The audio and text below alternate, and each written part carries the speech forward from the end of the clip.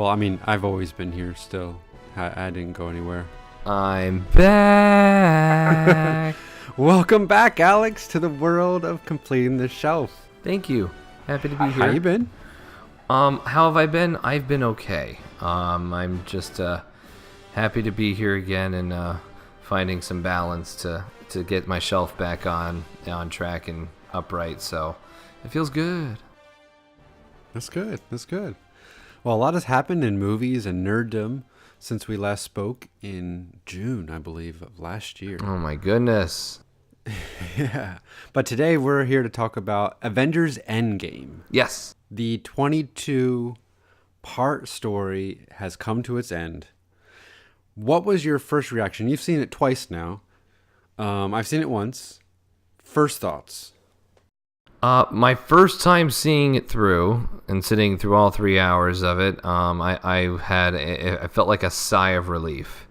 Like it was the closure that we'd been hoping for from the previous film, but of course we couldn't immediately get that instant gratification of defeating our bitter rivals. We had to pick ourselves up and dust ourselves off and try it again. The second time around,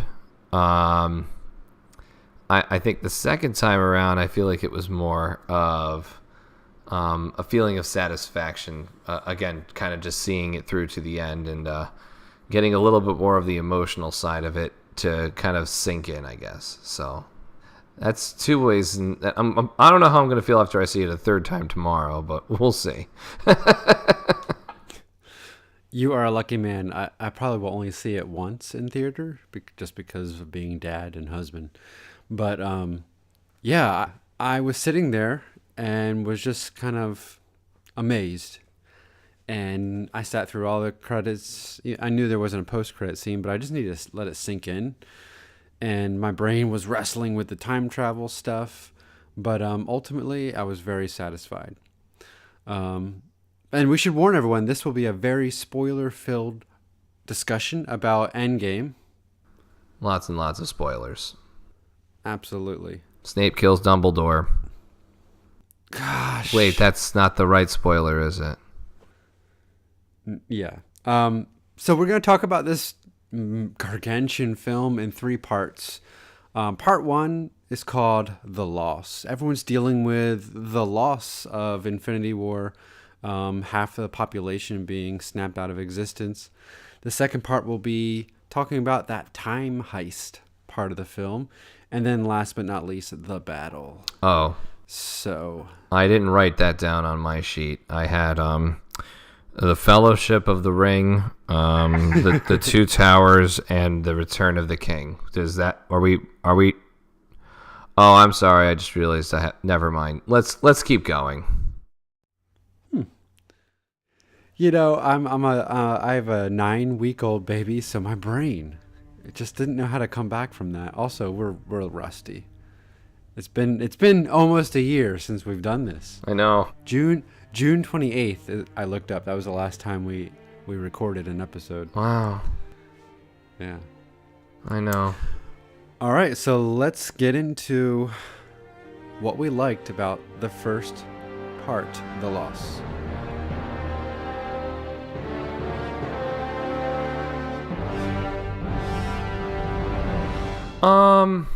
I think looking at that first third of the film, I definitely appreciated how Thor kind of just went ham in that sense, hard as a father, I think as the kids like to call it, and doing the thing he failed to do, as Rocket reminded us so clearly, in that he went for the head. Because after all Thanos had done to complete his prophetic prophecy, for lack of better words, destroying the rings nearly just laid him to waste, and to see him limp up the staircase to his little hut of retirement, I'm like, something's not right. Thanos clearly should not be limping anywhere. but we don't know at that point that him using the rings. Sorry. God, I'm really going to get this out of me. I really am. I'm so sorry, everyone. I haven't even seen any of the Lord of the Rings movies in like at least 9 years. I don't know what I'm doing. It's just one of those things. I was thinking Captain Planet. Go Planet. No, I'm thinking that using the stones to destroy the stones, as he reminded us, nearly killed him. And you're at this point, you have the newly joined up to the crew Captain Marvel, Thor, most of the original 6, less Johnny Depp. Holy mackerel. I am now crossing streams in every which way. Kids, if there's a lesson you're going to learn from the first half of this episode, do not cross the streams. This is what happens when you can't put your shelf back together and you put things on the wrong shelf. And don't record an episode of a podcast after a long day at work. After 10:30 at night. Yeah. Yeah. We're turning into pumpkins. Oy. So you like that scene when they're in his hut and they just lay waste to him? You get that initial gratification. It's like, yeah, they're going to get him. And you're like, wait, he's not even at full strength himself. Like, he is like a beaten and disheveled person. It's a complete sneak attack. He is like completely at peace with it. He has no way to defend himself because he's sent away Ebony Maw, who's been dead for some time, obviously. Cull Obsidian was laid waste in the battle at Wakanda. And the other 2 names, of course, are failing me, but pretty much all 4 of his golden children, essentially, his henchmen, and finding the stones, have been killed in the Battle of Wakanda. And then he's got no armies. There's no ships around. It's just him and the retirement plan, like War Machine reminded us. Yeah, what fascinates me, what I really like about this moment with Thanos, is he says he destroyed the stones to prevent temptation from having him use it for anything other than his original purpose. It's like he held to his ideal that he's going to make the universe better by taking out half of life and then not do anything else. He could have ruled. But unlike a traditional villain, he's not trying to increase his power. He was just trying to make a better universe for all, which is just really interesting. Indeed. It's something that, again, going back to, I think, Infinity War, he's not a protagonist, but he is featured quite heavily as the focused character in that film.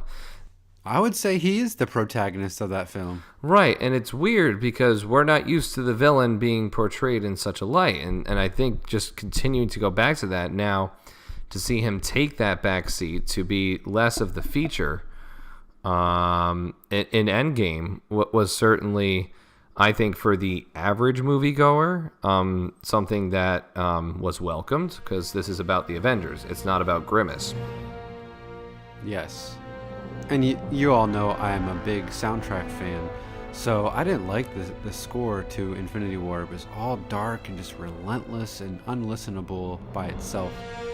But man, Endgame soundtrack is just bright and beautiful, and I've listened to it 3 times totally.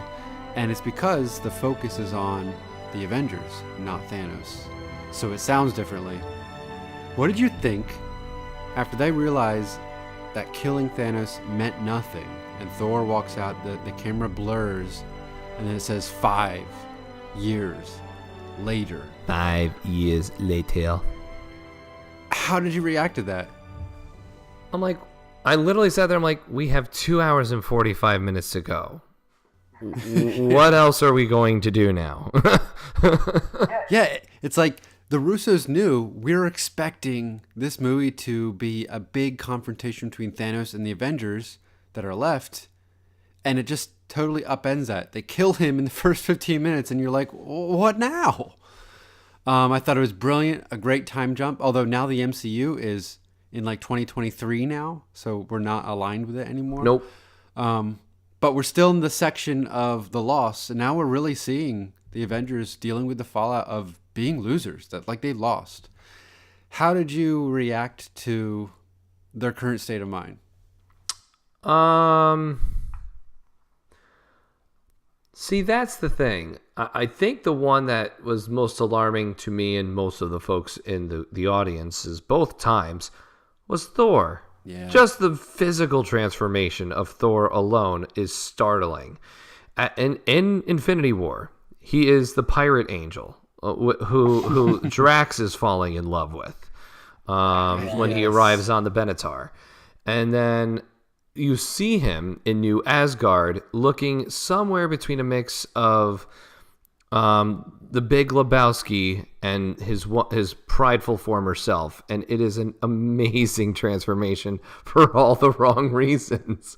He's using Stormbreaker as a bottle opener, and he's just got Korg and playing Fortnite, talking down to children over Fortnite, and just like mean mugging Noob Slayer 69 or something like that. Yeah.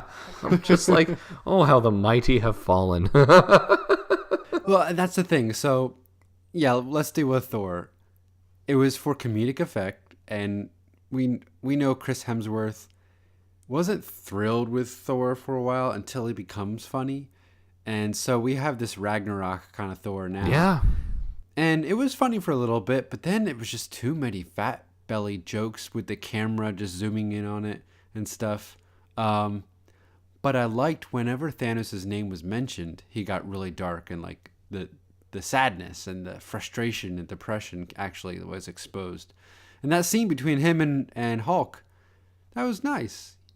Nice callback to Ragnarok. Mm-hmm. And I think a lot of that was a bit of catharsis, not only between him and Hulk in that sense, but also Rocket and Thor, because the fact of Rocket coming to his aid to help him create Stormbreaker with Groot, the whole aspect of just trying to build him back up to tell him that this is all something that we're going to be okay. It's going to get back to normal, and we have beer on the ship. I thought that was genius. I mean, in the comics, Thor drinks a lot, but the beer belly isn't there. But yeah, I like that Thor and Rocket get teamed up in Section 2, the time heist, and we'll get there, I'm sure. What did you think about Black Widow? So Scarlet is not ready to face the reality of things, that things are never going to be the same.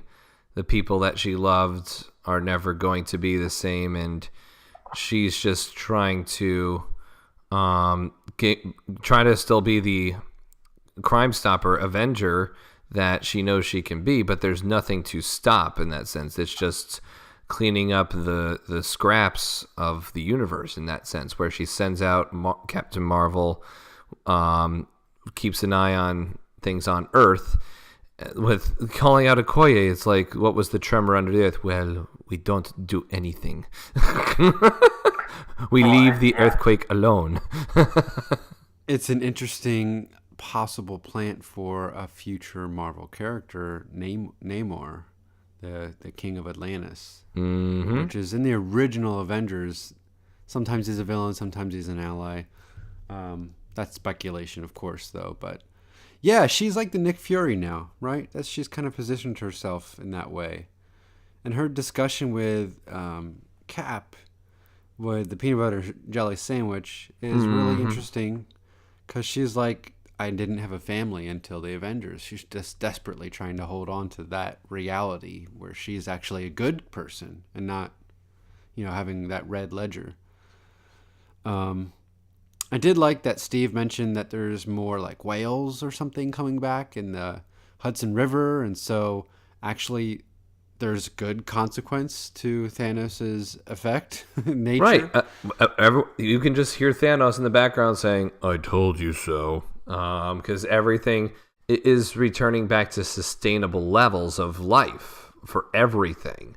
So, again, Thanos and his great decimation was a brutally calculative person in the sense that everything could sustain and could live because you get rid of the overpopulation and the overuse of all of that of the resources of each planet. So yeah, you're right in that sense, but it's always, I think, that battle of for the human mind, the human spirit of togetherness versus total science and cold calculations in that sense.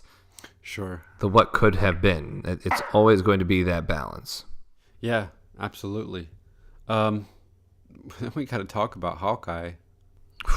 Oh my gosh, what the best cold open of a movie. Oh my gosh. What are your thoughts? I saw it the first time and I said to myself, oh my gosh, we're just going to get hit with the feels right out the gate. Damn you, Joe. Damn you, Ant. Why you got to do this right now, man? Why? I'm not ready for this. Oh.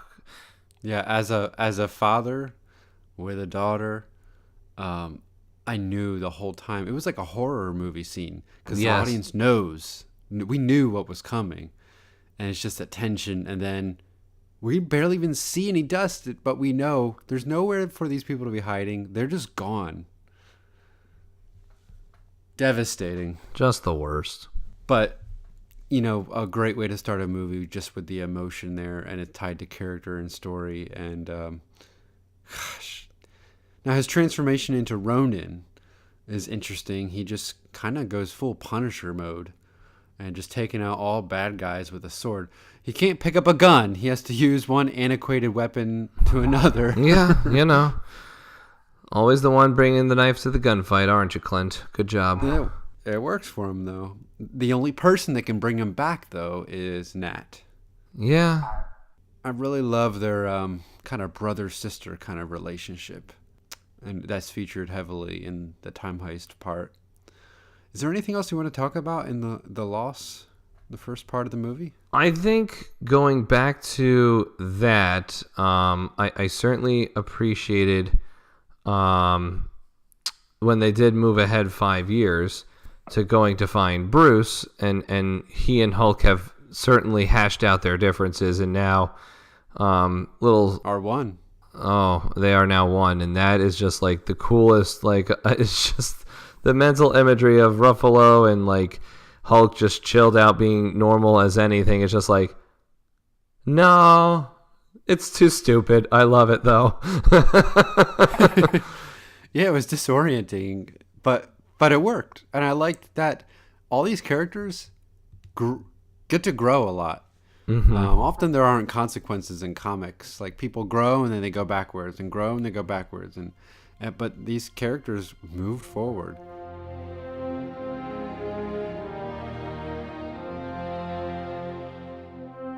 I have to go back to Tony, though. We didn't talk about Tony and almost dying on the ship with Nebula. Mm-hmm. And then when he comes back and his confrontation with Cap, he is pissed off at Cap. Because he's like, remember, I wanted to armor around the world. You said that we would either win or lose together. Like, he's making good points. He's like, he was right. Right. And the way he looked, man, he looked emaciated, really just broken down. It was a good effect. I think that that's the thing. Like, at that point in time, again, we had 3 hours of movie to still at least almost, it felt like 3 hours movie to go through. You cannot just get rid of one of the 6 that quickly. There's just no way. People would absolutely have your head for it.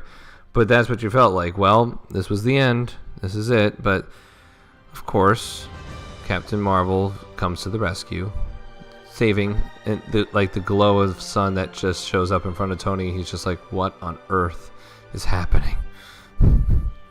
Yeah, Captain Marvel is kind of just a plot device in this movie, which I'm kind of okay with. This movie wasn't about her. This was about the original Avengers. Right. And I'm like kind of okay with how, as you mentioned, she was not as widely focused upon. But I don't even feel like we've seen her at her full potential. at 100%, and I can kind of talk about that during part 3 of the film itself. Sure. Okay, well, should we go into part 2, the time heist?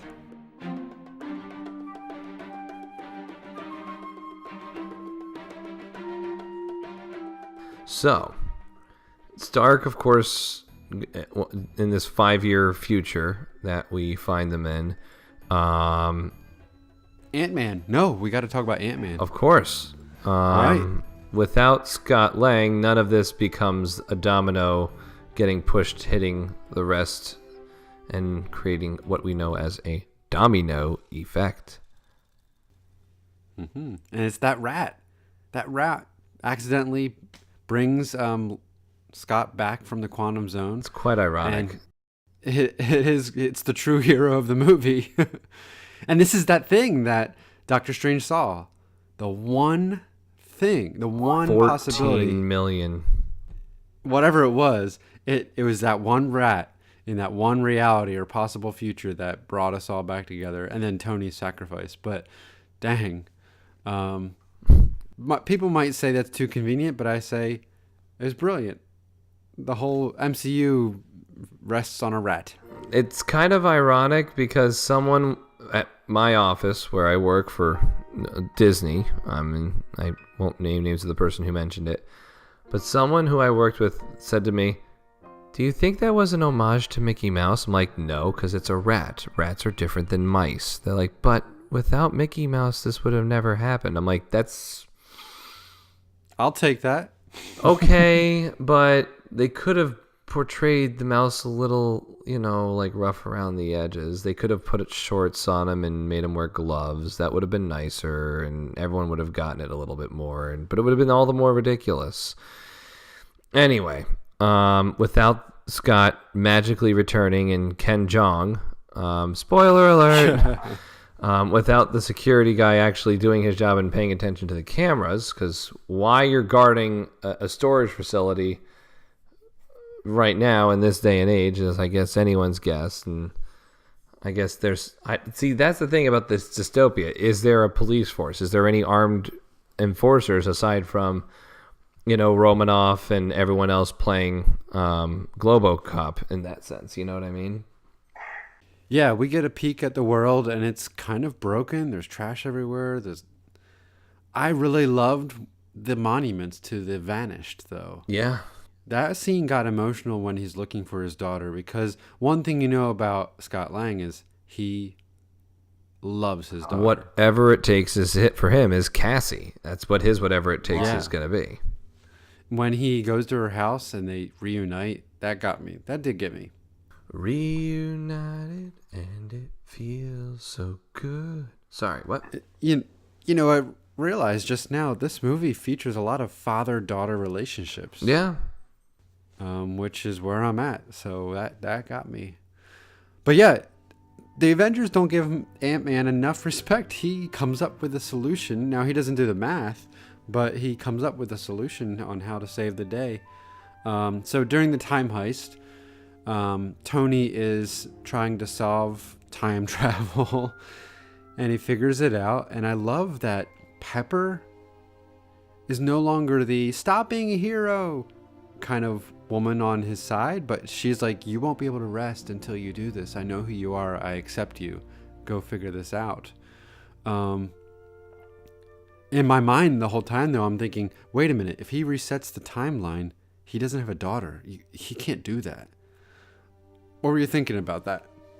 I think for me, looking at that scene where Tony presents how he figured out the whole time travel piece, I think Pepper acknowledging that, yes, this has been my greatest failure is attempting to stop you from trying to save things. I think her acknowledgement of that was certainly an interesting sort of... And that's the thing. I think she knows that his mind is always 3 steps ahead of everyone else's in some ways. And she's always trying to play catch up. Instead, it's just, instead of trying to stop it, it's just trying to run with it in that sense and try to embrace it as best she can. Because now, 5 years in from the world being turned upside down, she got Tony back. She has the relaxed life that she's wanted with Tony for so long. There's not much else that she could want in this life from this point forward, because things have just become, I wouldn't assume that things have become stale with everything going on in the on-the-go Tony being Tony life, but this is the one thing that can bring everybody back and can bring back a more normalcy to whatever their lives were before Thanos took over with his great decimation. And that's the thing. Tony lost nothing personally from the decimation. Right. In fact, he gained an actual real life. He's out of a city. He's, by a pond in the forest in a cabin, the classic escapism. So for him to go forward, that was a heroic, unselfish act to actually say, okay, let's go, Avengers. Let's do this time heist. Mm-hmm. I agree. So what do you think about the pairings? I love when teams break off into pairs to achieve goals. We have Natalie, Hawkeye, going to... Yep, you got Black Widow and Hawkeye heading with Nebula and War Machine to Morag and Vormir to grab the... Power Stone and the Soul Stone. Power and Soul Stones.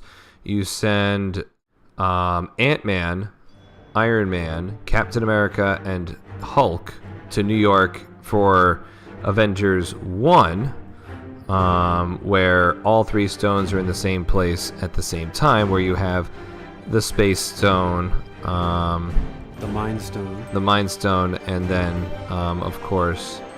the Time Stone. The Time Stone with the Tilda Swinton. With the Tilda Swinton. She's not, well, I guess you would refer to her as the Tilda Swinton. That makes sense. But the ancient one, the protector of the New York Sanctum, she is there. And I love how she's like, she knows the future events, that Doctor Strange will become the Sorcerer Supreme. She even said he will be the best of us. I really loved that scene because I did not expect at all to see her. Right. You got to remember, this was 5 years before Stephen Strange was even introduced into the world of the mystic arts and becoming Doctor Strange and becoming the holder of the Eye of Agamotto and the Time Stone, the protector of this realm. And if I remember correctly, in Doctor Strange the movie, she admits to him that 5 years ago, she became aware that her life will end in 5 years. Right. And man, that was some good planning. Yeah. Gotta appreciate that. Okay, who else did we cover all the pairings? We were missing the one pairing I think we hadn't touched on was Group 3, because they were sent to 3 separate areas. We are talking about Thor and Rocket heading back to Asgard around the time, I think that's the New World, or Thor the Dark World, yes, excuse me. Which we can now all of a sudden, it's like, oh wait, maybe we should have watched that a little bit more closely. Hey, on our rewatch, I enjoyed that movie a lot more than I did when I saw it in the theater. It still has problems, the villain, but yeah, it's fun. So, general thoughts about those? Did you have any favorite moments during the time heist? I think for me, there was a bit of an Easter egg for me, because in the scene where Stark is walking out with Thor and the actual Avengers of that time to hand over the Space Stone to Pierce, Robert Redford, in the lobby, Redford's like lead honcho dude, his right hand man, which is standing on his left. I'm not. In that scene, in just that moment, let's just focus on that. What actually, the person who's actually playing that lead sort of goon is a one Matthew Berry. Now, for those outside of the fantasy sports world, Matthew Berry doesn't really ring any bells. Matthew Berry is the founder of the Fantasy Movie League. Matthew Berry is the host of the fantasy-focused football podcast on ESPN, the New York Times bestselling author of Fantasy Life, the outrageous, uplifting, and heartbreaking world of fantasy sports from the guy who has lived it, and a self-professed, failed Hollywood actor. He was a writer and columnist, and he's been on TV just as a fantasy sports icon. But he, as part of his celebrity league, had Joe and Anthony Russo have their own fantasy team, and just they were big fans of his. So this was a sort of a way for him to be rewarded in some weird way by getting a scene in Avengers Endgame. When I saw that, myself and the guy that I went to go see it with, you and I know Matt, one of my fellow groomsmen from way back when. We both saw that. We both just like triple taked, like, what? Huh? What? Why? What? Why? What? Wait, what? Huh? That's so cool, but why? What? Huh? This is so bizarre. That scene was just in and of itself probably one of the highlights for me, because you're just like, you completely don't expect him to show up there and have any sort of rhyme or reason as to why he has to be in a Marvel movie. And you're just like, this is great. He's actually a movie star now. And in the same scene with Tony Stark and Loki and Robert Redford, all these big shot actors. I know that I just named their characters' names, but yeah, what a thing. And now I didn't know who that person was. And that's the power of a great cameo, that it doesn't pull you out of the movie if you don't know who it is. So it pulled me so far out of the movie. I'm just like, what on earth? So that was wonderful. But then I was a little taken back during that same scene when all of a sudden Thor starts talking. We didn't hear Thor say a word legibly for 1,000 movies until Thor Ragnarok, and all of a sudden... You mean Hulk? Yes, Hulk, excuse me. We didn't hear Hulk say anything legibly until Thor Ragnarok, and then all of a sudden, back in Endgame, he can talk again. Hulk don't like stairs. Really? Yeah, he did talk, but not much, and not for comic relief. So yeah, this was a different use of the Hulk at this time period. I was okay with it, but yeah, it was a little gag that could have been cut out of the film. I just thought the plot police would have come after people a little harder on that one, but Sure. I did like the when Iron Man is looking as they're posing for the last shot of Avengers, over Loki, and Tony's watching behind with Ant-Man, and they're talking about America's butt. Captain America, that is America's ass. Yeah, you just have to say America's ass. Great setup. At that point, I was like, "What are they? Why are they doing this?" But then later, when Steve has to fight himself, and eventually does say, "That is America's ass." Yes. I mean, what a great moment! So funny. And all the women in the theater are like, "Yes, yes, I agree." Yay, Chris Evans! Yeah, I'm very patriotic. I love America. And they need that since they only have Fat Thor in this film. So. I know. That's true. It's very true. Yeah, I mean, the Cap 101 battle, there was a funny line where he says, the 2012 Cap says, "I can do this all day," and our Cap's like, "Yeah, I know." Kind of making fun of himself. Great little moments. Loki taking the Space Stone, the Tesseract and disappearing. Yeah. I was like, what? Wait, my brain and time travel, and now how can it be used in Infinity War? And then I remembered the Ancient One explaining how when something's changed in the past, it creates an alternate timeline and doesn't change your future. So that was an interesting take on time travel, which this whole movie has its own rules. But yeah, setting up the Loki TV show, I'm sure. He's off doing his own thing now. I did enjoy seeing Robert Redford because I loved Winter Soldier. Speaking to Winter Soldier, the elevator scene. I wanted another one so bad. This one was better because it like tensed. You thought it was gonna go one way, and then he turns to them and says, "Hail Hydra!" They're like, whoa! I am Groot. Yeah, that was a great moment and a little callback for the comic readers because recently there's been an event where Cap has been altered to believe that he has been part of Hydra this entire time, and he eventually takes over the whole country as a supreme leader of Hydra. Oh, that'd be weird. It was weird. Yeah. Anyway. Then they fail. So they have to figure out how to, go back in time in another location to find the Tesseract. This is where I have some issues with the film, but what did you think about going back to Camp Leahy? Camp Lehigh. Lehigh, okay.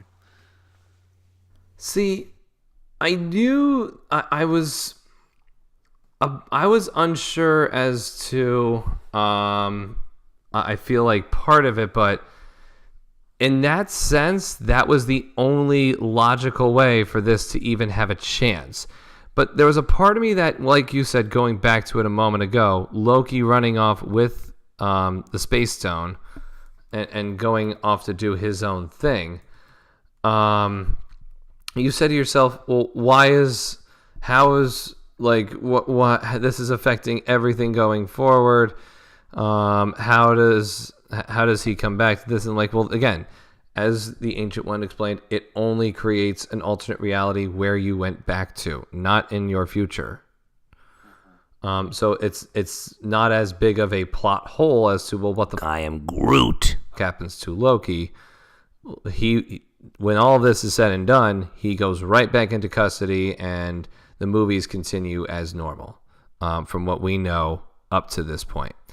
So I think just kind of looking back on, well, we have to go further back and we have to make this gamble work because, and I think it goes back to Cap from 5 years earlier, from not this 2012 reality, but the 5 years earlier where they went to go and get justice from Thanos. He's like, I don't know what I'm going to do if this fails. Yeah. I think he's still on that mindset 5 years later, as much as he doesn't want to admit it. Yeah, whatever it takes. So, yeah, then we get Steve wandering into Peggy Carter's office. Oh. And I think in that moment, he's like deciding, if I can, I'm gonna live my life with her. Mm-hmm. And it was good for the audience to have that connection reminded again. And then another connection is made between Tony and his dad.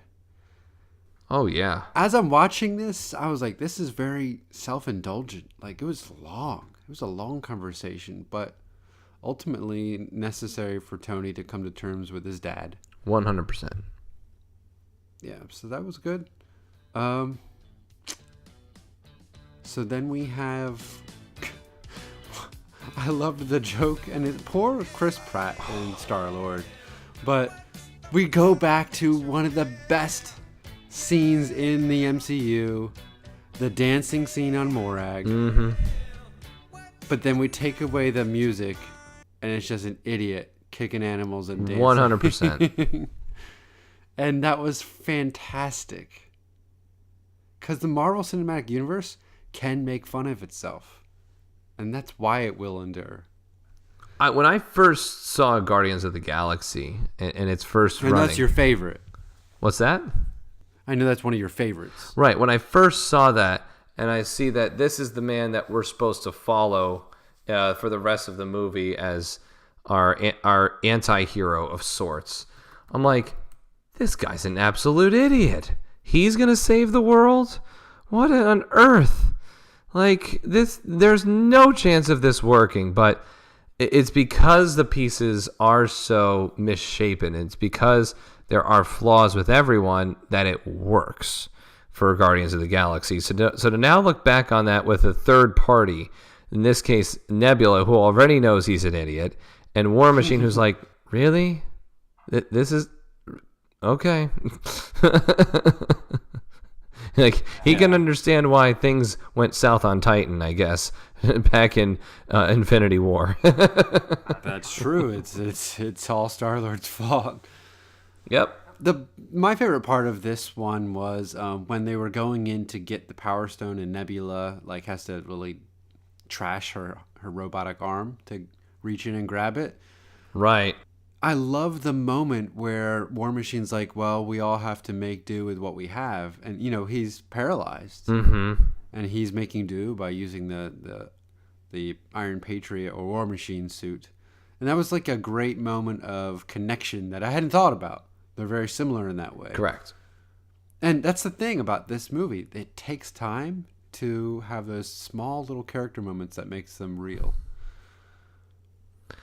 I liked that. But then network connections. The network connection ruins everything. How did you react to when you realized, oh my gosh, this is how they're bringing Thanos back into the film? I think there was a part of me that said to myself, well, she's a cyborg. There's going to be a way for this to all of a sudden get hacked and go south, because every machine, everything that's cybernetically powered can get sort of overthrown and sort of overtaken by an outside force if it's strong enough and it's smart enough to take it over. Sure, that makes sense, but did you expect it? Like, that came out of nowhere for me, and I was like, oh, that's brilliant. No, I think it made sense because, like Nebula even said, we're not the only ones looking for these stones. This is a 21 movie reminder that these stones were under siege for many, many, many years for Thanos' prophecy. Sure.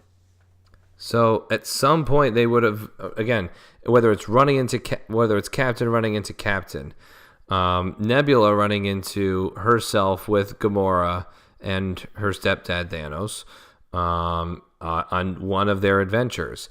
At some point, something could have gone very wrong, and of course, our misinterpretation of, well, Back to the Future, if you run into your former self, it's going to create a rift in the space-time continuum and 1.21 gigawatts, and Marty! Flux capacitor. Yes. It's like a screen door on a battleship. But I digress. Speaking of battleship, so Thanos is sitting around and they're watching clips of the future, and he realizes he fulfills his destiny, but these people are trying to stop him. I genuinely felt the dread of that moment, and it was brilliant. I mean, brilliant narratively. 100%. Of course, when you have time travel in anything, there can be some convoluted plots. And that's why I think this film isn't as pure of a dramatic story as Infinity War. But they use the time travel to great effect, and this was one way to bring back the main villain that was killed in the first 15 minutes. Right.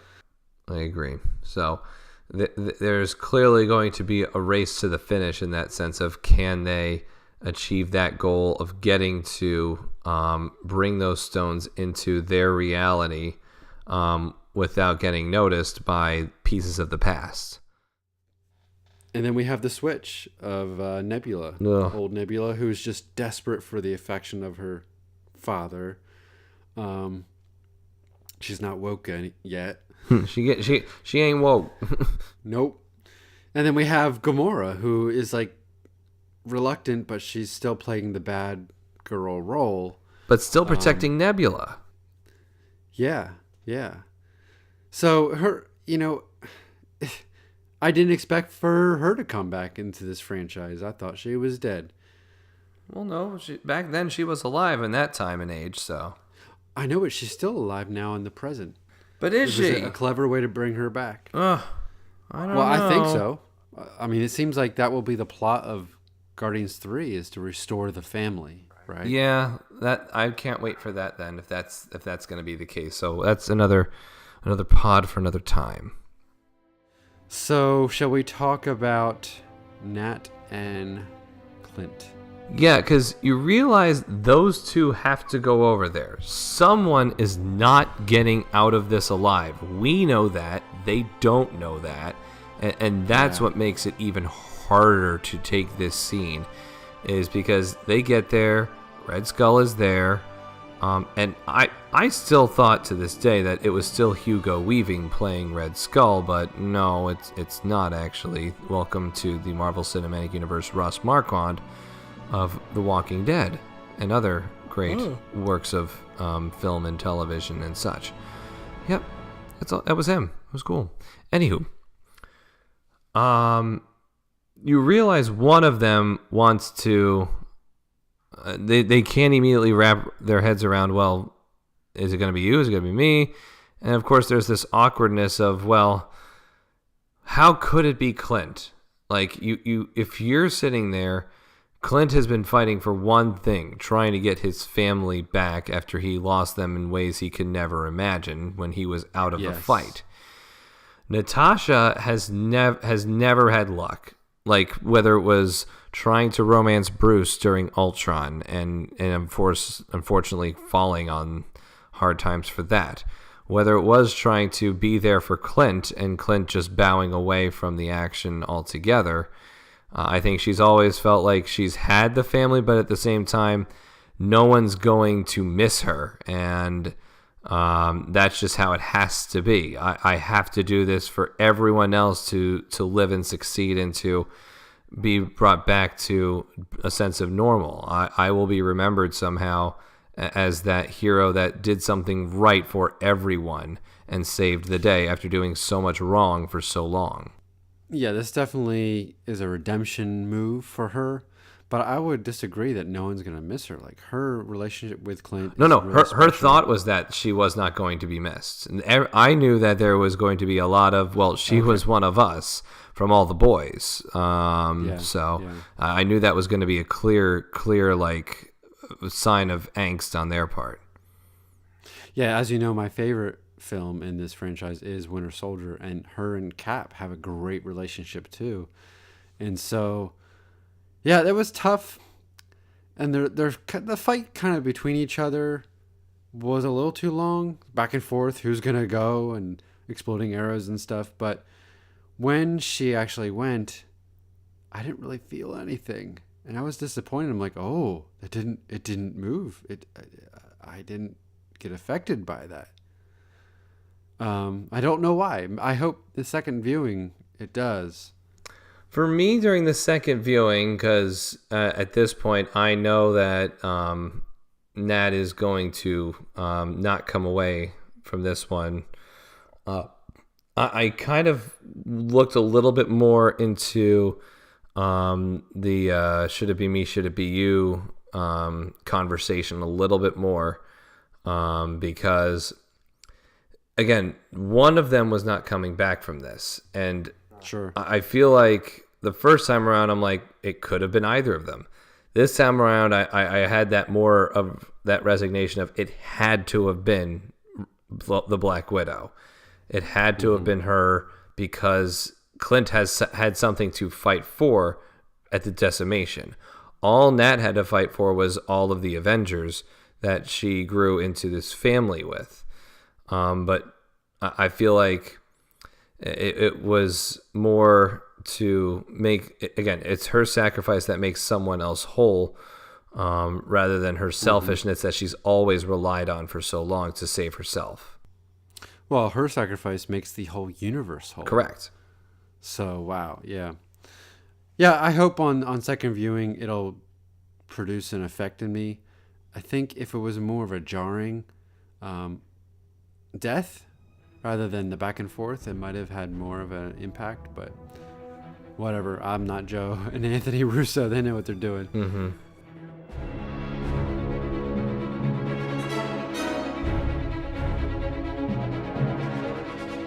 So we return from the time heist, and so we're starting the final third of the film, the battle part. Right, and this is not truly their focus, is the battle. Their focus is that we have the stones now. We can restore what we've lost. This is all they're focused on. They have no expectation that something's gone awry, because everyone who came back to almost unscathed has come back, with the exception, of course, someone being in a soul stone and a fake Nebula is in their midst in the same uniform that she came in. And notice there's no Vision, because he wasn't killed by the snap. He was killed because the Mind Stone was ripped from him. Correct. And because the Mind Stone's being used, I mean, we can't get Vision back, at least right now.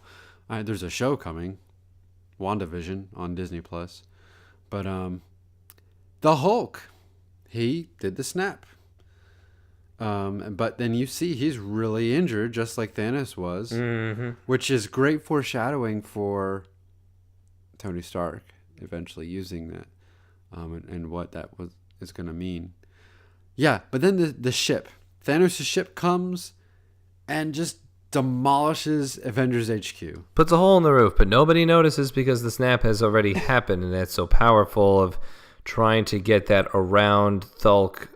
Getting that around Hulk's the entirety in his hand, just to get it to stabilize enough to work. They have no idea that there's been an intruder in their midst, because everyone except for Nebula is in that room, and they take no notice to that. Yeah, but you know what I realized? We didn't talk about Thor and Rocket in their time heist. Right, and that was a thing that I think was, I wouldn't say it was forgettable because of how he went back to his mother, but that was a huge scene for Thor in that sense. It was, it's not because it's forgettable, but because he made that realization that he can't keep trying to be what everybody wants him to be. He has to be the best Thor that he can be, and his mother reminds him of that. Yeah, without that scene, all the comedy of Thor doesn't work, because this is it. I mean, this is the core of the character going forward, and also he finds out that he's worthy again. Oh yeah, and that's what he's lost, because he failed. He failed. Everyone in his family's dead. Most of the Asgardians are dead. Asgard's gone. He doesn't have Mjolnir. Like, his life has been completely deconstructed, and then getting Mjolnir back, realizing I'm still worthy. I mean, that was a big moment for him, and it sets up a great moment in the end. Mm-hmm. But okay, so back to the HQ is completely demolished, and then we have different pairings again. Yep. I loved how Hulk was holding up the building for War Machine, and Ant-Man's down there, and Rocket's down there. That was a great moment with Giant Man coming to save them. But ultimately, all we have to talk about really here is the 3-on-1 fight. Oh my goodness. Iron Man, Thor versus Thanos. Oh. Go.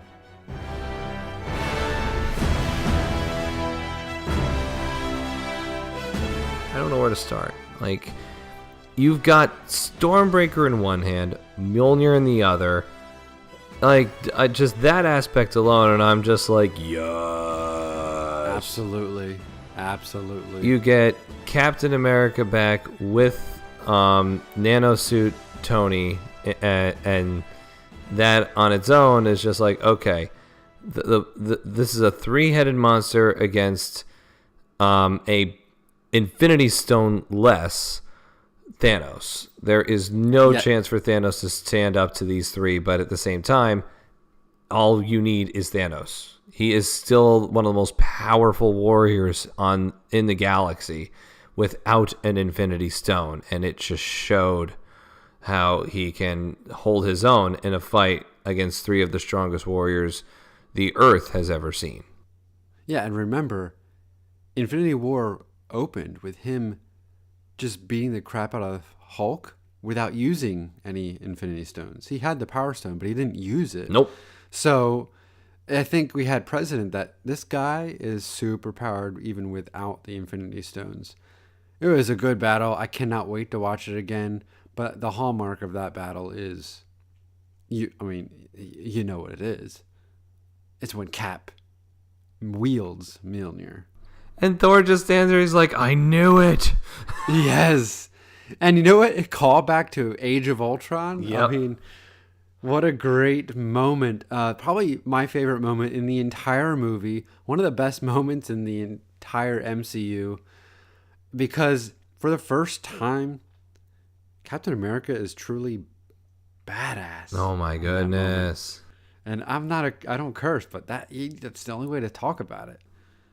Just the most telling part of that scene. He takes Mjolnir, throws the shield away, bullseyes the shield with Mjolnir, and the sonic boom just absolutely disrupts Thanos. And then it's just, he calls down the lightning on him, and you're just like, Yes. What on earth is going on? This isn't real. Oh my God.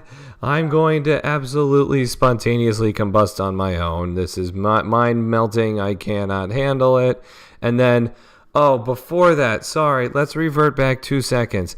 Let me grab Stormbreaker, let me grab Mjolnir, and let me go ahead and supercharge someone who's nano-powered. What on cool. earth? Holy crap. That was awesome, too. Definitely. I love those three working together because this is the last moment we will see. Total nerdgasm. It is, for sure. I don't think we need to go chronological in this last battle. No. Just things that you like because there's so much that goes on. The next thing I really love is the portals. I mean, Cap's standing there. He's kind of defeated. It's him against the entire army and Thanos. And then we hear in his earpiece, on your left. Like, you're kind of taken aback by, like, wait, Yeah, what? I was Oh, like, what? wait! Of course they're here! Why wouldn't they be here? They're alive! It worked! And all of a sudden, all the forces of good come pouring through. You get all the Time Warriors. You get all of the Ravagers coming to help as well. And you get just so many familiar faces just pouring through. Wakandans are coming through as well, yes. It's just like, we have Spider-Man. more than a chance at this. We have everything and more against... And we have the first time in the MCU, the phrase Avengers assemble. I was waiting for that. Yeah. And, okay, Wanda. She's extremely powerful. She would have killed Thanos there had he not cheated with his ship. Uh-huh. That was a really cool moment. And I loved how she's like, you took everything from me. He's like, I don't even know who you are.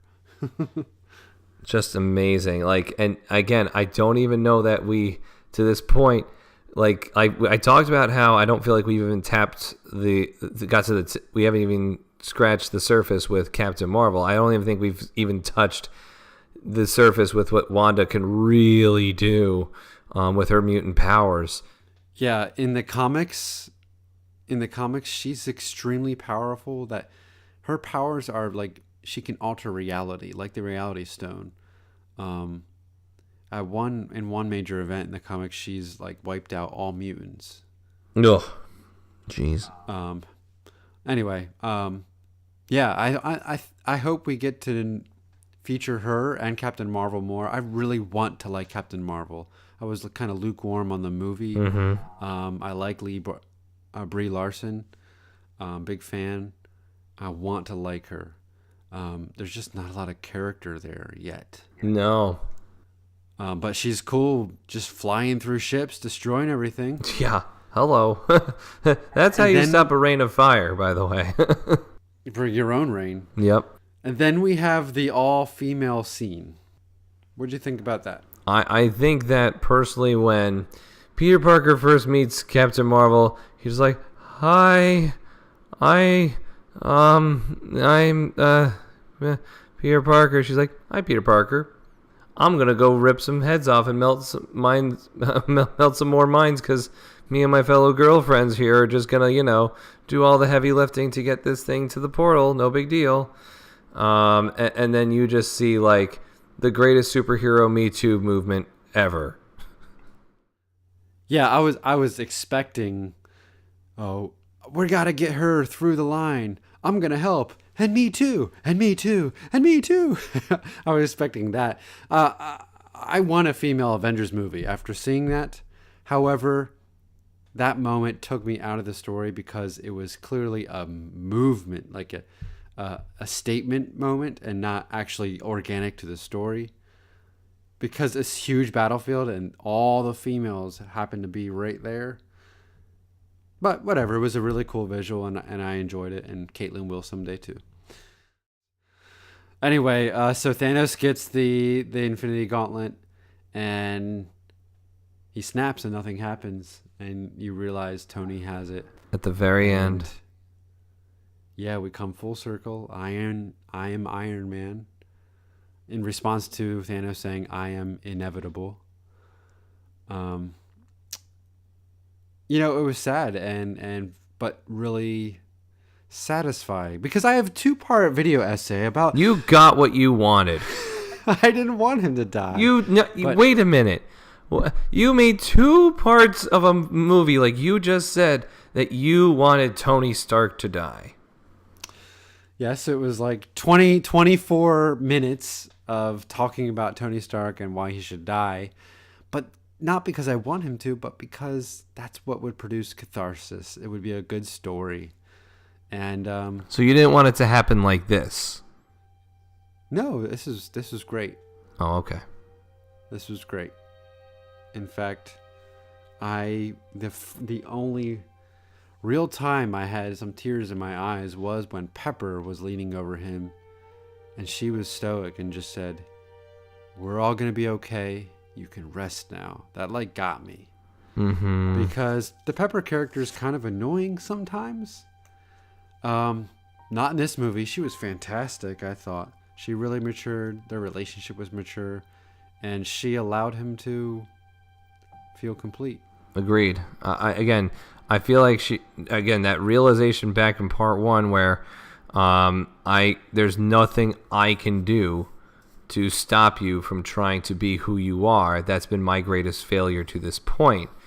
And I think that acknowledgement from her is monumental in allowing Tony to get the job done. Again, just to go back to that line, whatever it takes.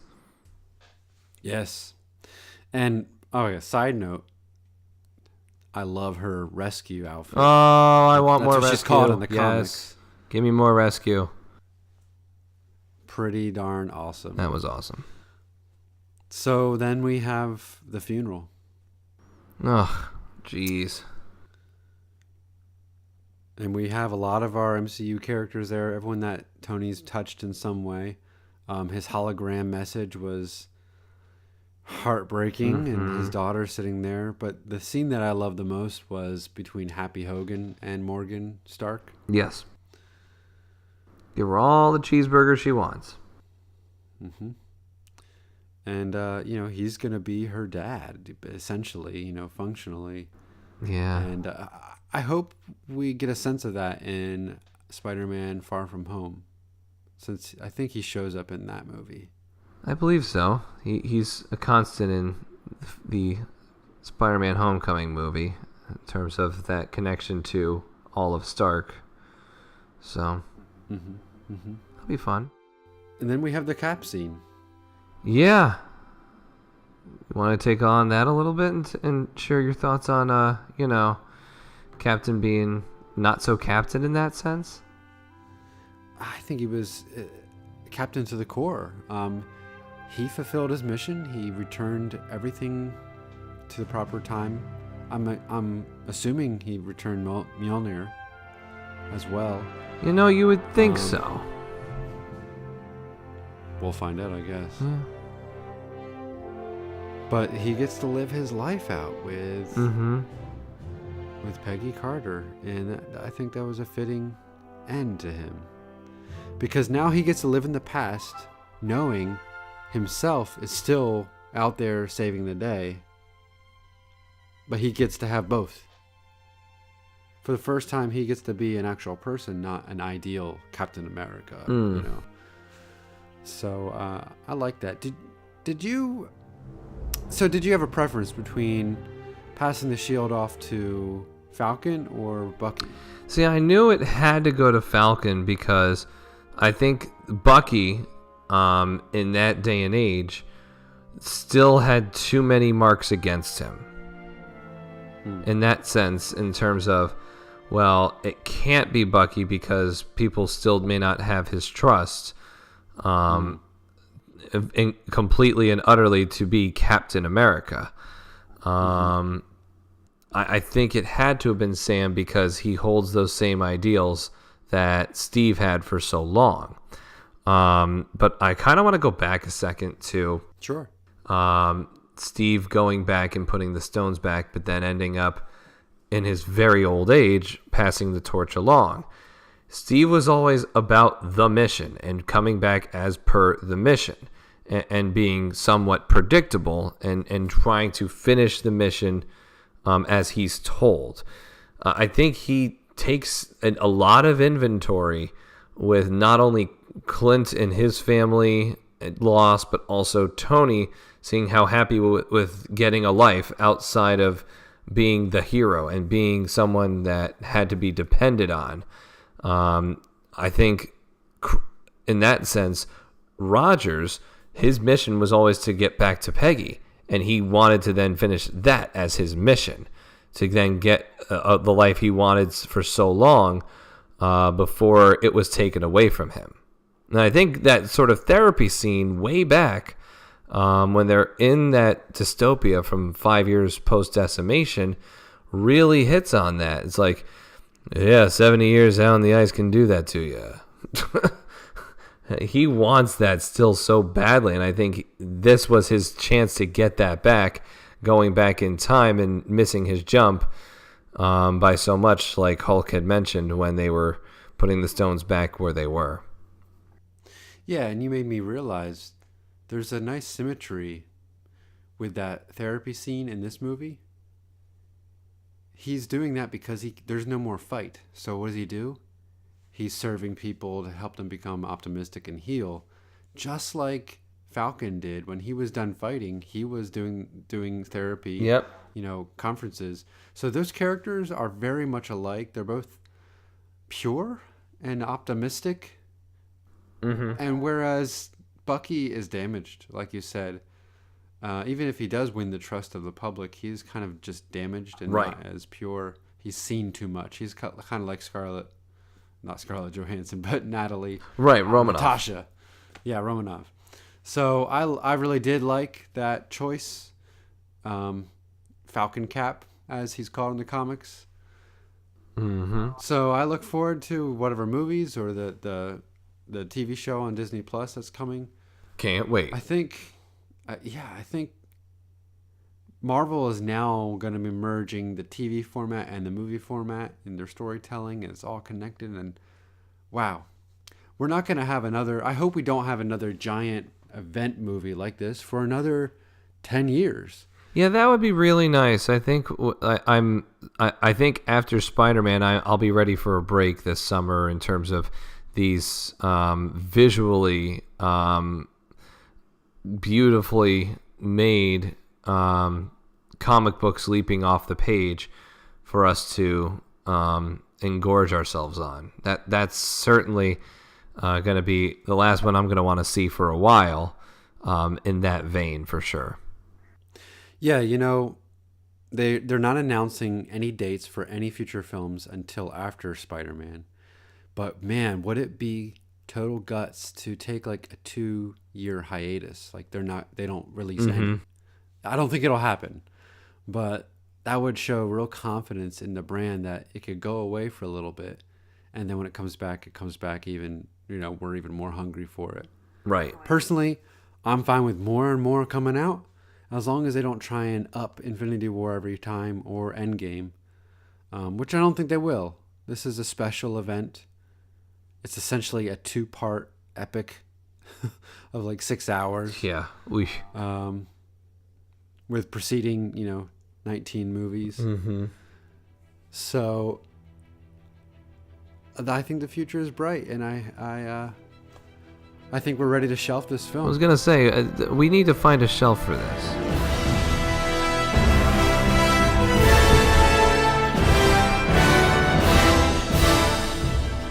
Now, I'm going to shelf this personally, standing on its own, not taking the other 21 movies into consideration. I'm shelving this as if it's the first Marvel movie I had ever seen, Fair which enough. the lens on that doesn't really ring true because I've seen every single film up to this point, so I have all of those dots connected into a perfect constellation of stars that sets the galaxy in motion.